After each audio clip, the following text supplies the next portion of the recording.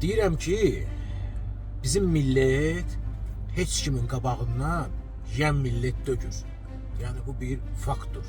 Ona görə də mən öz millətimlə fəxr edirəm. Amma bizim millət ümumiyyətlə yem millətdir. Yəni yeməyi xoşlayır, yeyib içməyi xoşlayır, yaxşı qidalanmağı sevir. Özdə xüsusən də yəni ət bizim mətbəximizdə həmişə irəlidə olub da. Bu 90'lardan sonra o ki Türklər üz götürüb gəldi Azərbaycana. Yəni Azərbaycanda ən populyar fast food yeməklərdən biri, öz yerini tutmuş, yerini almış, millətin sevimli dönəridir. Yəni ki, dönəri bu millət yeyir də, xoşlayır.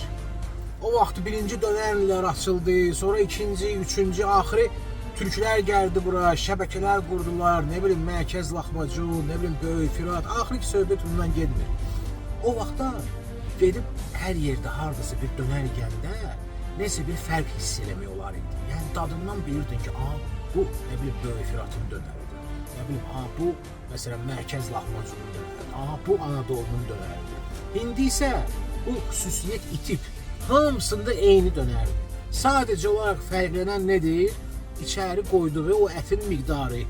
Bir də ki, kimdəsə lavaş nazikdir, kimdəsə qəlindir, kimsə Naxçıvan lavaşı verir, kimsə nə bilim başqa bir lavaş verir. Başqa bir fərq, yəni xüsusiyyət, öz restoranına məxsus olan dad yoxdur. O da nəyə görə yoxdur, mən sizə deyim də. Yəni hamı bilir ki, müəyyən qurumlar var, hansı ki bunların hamısını nəzarət edir. Yəni bu ətə, ətin pişirməsinə, indi adlarını çəkmək istəmirəm, həmin qurumların çoxsu başa düşdü. Onların da müəyyən tələbləri var. Buna görə də bu yazıqlar, bu restoran işlədənlər, kafe işlədənlər, dönərçi işlədənlər hər yerdən gedib ət ala bilmirlər.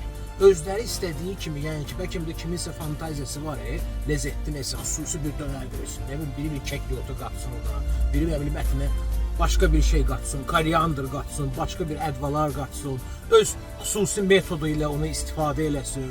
Amma, yəni, o qurumlar ki, bunlardan sənəd tələb edir, o sənədi də ki, heç kim vermir.